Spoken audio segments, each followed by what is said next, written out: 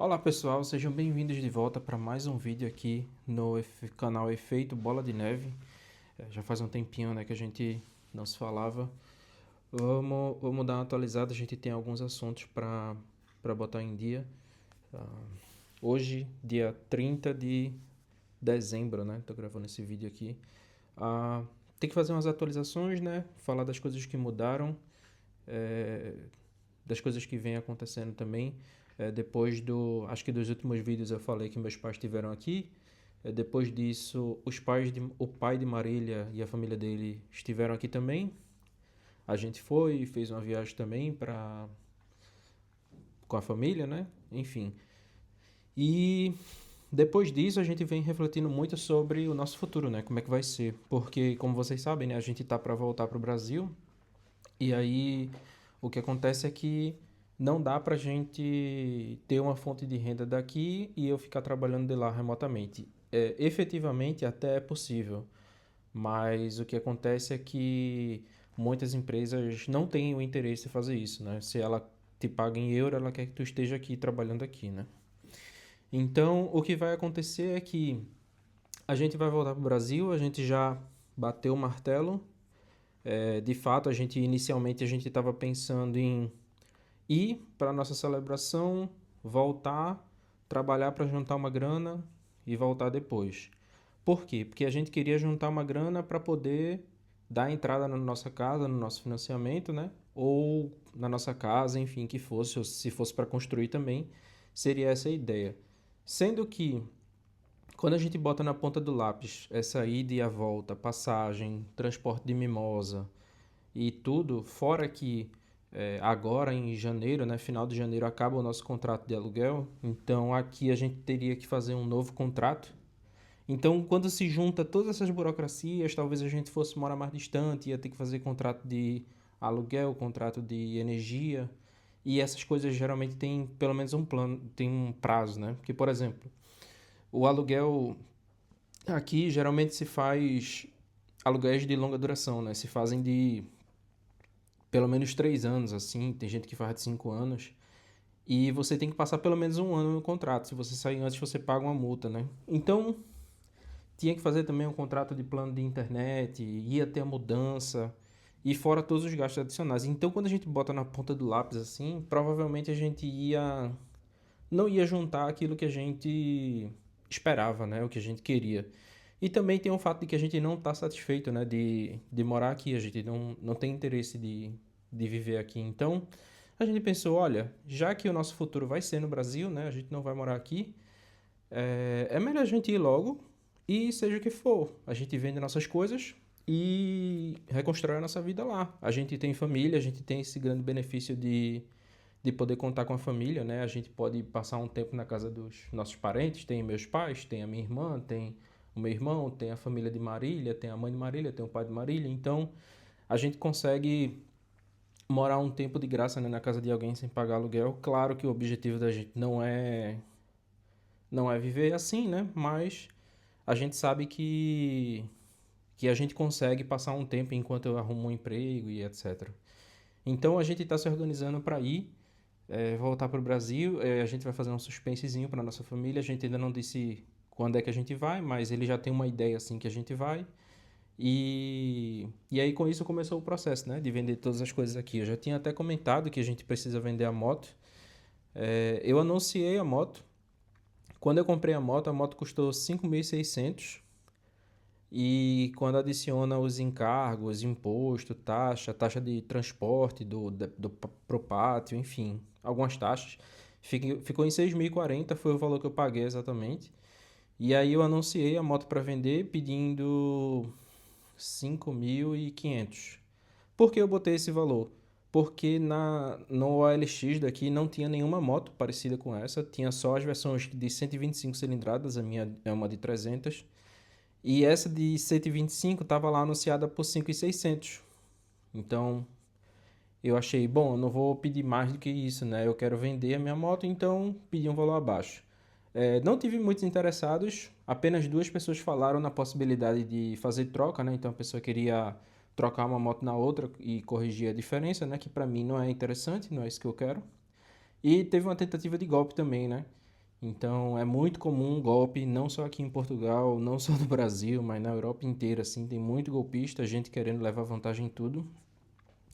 Mas aí, quando a gente chegou lá, né, a gente falou com a pessoa que de fato ia comprar, e aí a gente, obviamente, né, entendeu o que estava acontecendo ali e tudo certo, né? O cara, quem queria quem queria passar o golpe não foi presencialmente, né? Era diretamente a pessoa que ia levar o golpe e eu, né? O golpe era em cima da pessoa que queria comprar. Mas enfim, ainda não conseguimos vender a moto. Eu estou planejando levar na concessionária para ver se eles têm interesse de comprar e ver por quanto eles compram. E aí, a partir disso, eu atualizo o preço, né, da minha oferta no LX, no Facebook, para ver se eu consigo vender ainda acima do que a concessionária está oferecendo. Infelizmente, o momento não é muito bom para venda, porque a gente está no momento de frio, né? E no frio ninguém está procurando moto para comprar. Mas, enfim, é a tática que a gente vai seguir para tentar vender a moto. E com relação às nossas finanças, né? Como nossos planos mudaram, né? A gente não vai mais ir e voltar, né? A gente precisa quitar todas as coisas que a gente precisa para ir para lá. Então, a gente já comprou as passagens. As passagens ficaram.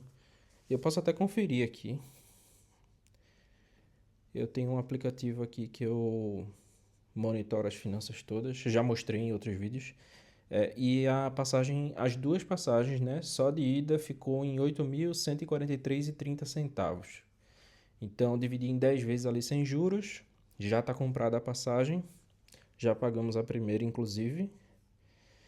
E atualmente nós temos na conta da Nubank mais ou menos 9.600 e pouco.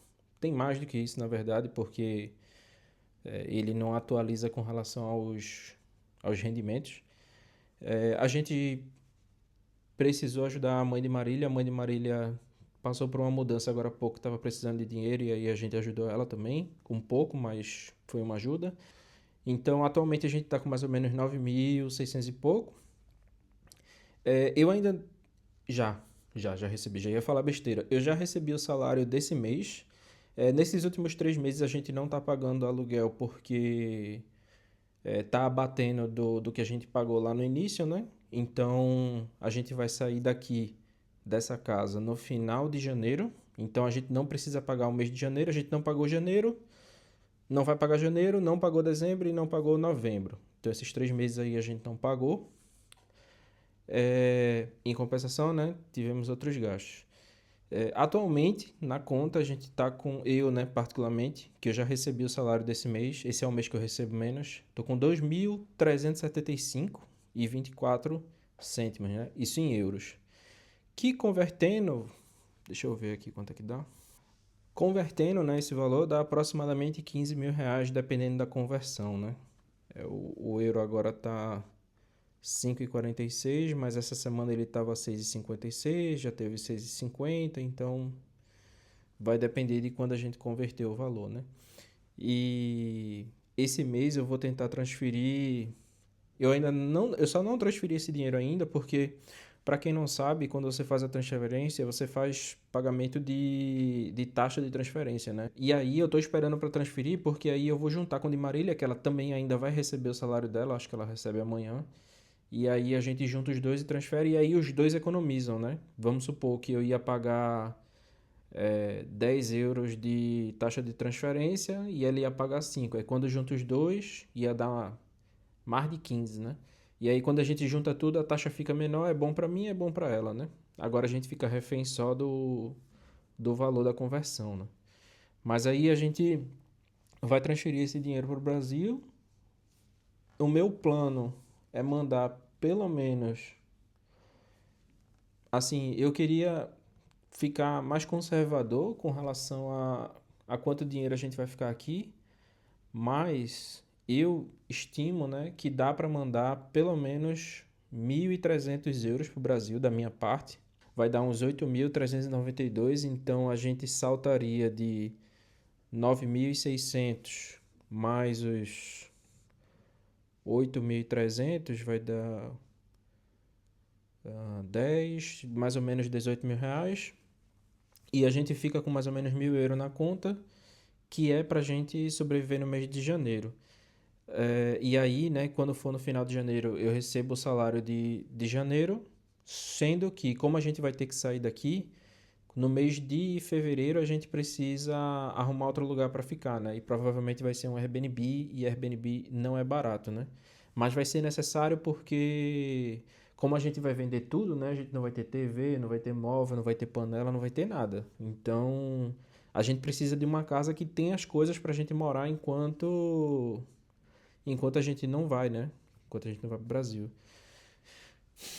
Então é isso, basicamente é isso. Em outra nota, eu queria deixar uma mensagem de feliz ano novo para vocês. Esse ano com certeza eu não consegui atingir meus objetivos financeiros, mas ao mesmo tempo, né? Assim, conselho, se fosse bom, não se dava, se vendia, né? Mas eu penso também no fato de que esse ano eu vivi muitas coisas boas. A gente fez muitos passeios legais também, teve várias viagens também. E a gente estava vivendo, né? E a gente tem um relativo conforto também. Então, mesmo que a gente não tenha atingido as nossas metas de financeira, assim, a gente tem que lembrar sempre das coisas boas para a gente não focar só no lado negativo, né? Que a gente não atingiu os nossos objetivos e esquecer que a gente foi feliz também, né? Durante todo esse ano. Então, a gente sempre tem aquela sensação de, ano que vem a gente vai fazer melhor. Eu espero que sim. Mas a gente também não pode ficar triste porque a gente também viveu esse ano e esquecer das coisas boas que teve nele, né? Mas é isso. A gente também já tem algumas previsões de o que a gente vai fazer ano que vem, quando a gente chegar no Brasil. Mas isso a gente vai deixar para falar num próximo vídeo, porque esse vídeo já deve estar bastante longo. E também eu quero falar das expectativas com relação a entre esse período, né, que a gente vai chegar lá e a gente não vai chegar exatamente em cima da celebração, né? Tem algumas coisas da celebração também para pagar. Então a gente quer terminar de pagar tudo até o final de janeiro. A gente não sabe se vai conseguir, mas também se ficar faltando, a gente tem esse dinheiro aqui guardado, né, para tentar pagar. A gente tem uma planilha toda organizadazinha com tudo que está faltando pagar da celebração também. E aí o nosso objetivo, né, é que a gente consiga ir para o Brasil. Eu não vou arrumar um emprego enquanto não passar a celebração, porque eu preciso estar disponível, né, para resolver qualquer coisa. Primeiro a gente vai matar a saudade, né, ver a família, ver todo mundo, vai se estabelecer em algum lugar, na casa de alguém. E aí a gente precisa também resolver coisas da celebração, né? Então esse período entre a gente chegar no Brasil até a celebração, eu não quero arrumar outro trabalho porque senão eu não vou conseguir tirar férias. Imagina, eu entro na empresa, não passo nem um mês e vou tirar férias. Não existe, né? Não é que nem aqui que a gente pode tirar férias a qualquer momento. Então, eu não vou arrumar um emprego de imediato assim. Nas nossas cabeças, né, a gente quer deixar esse tempo livre para a gente resolver o que precisa resolver, aproveitar o que a gente tem para aproveitar, curtir a celebração. Então, para isso, a gente precisa ter essa grana para poder se manter enquanto a gente tivesse em trabalhar, né? Porque a gente, mesmo a gente não pagando aluguel, né, a gente vai estar morando na casa de família, mas para a gente pegar um Uber para ir para algum lugar, se for encontrar com alguém, pagar uma refeição ou ajudar nos custos de alimentação, obviamente, né?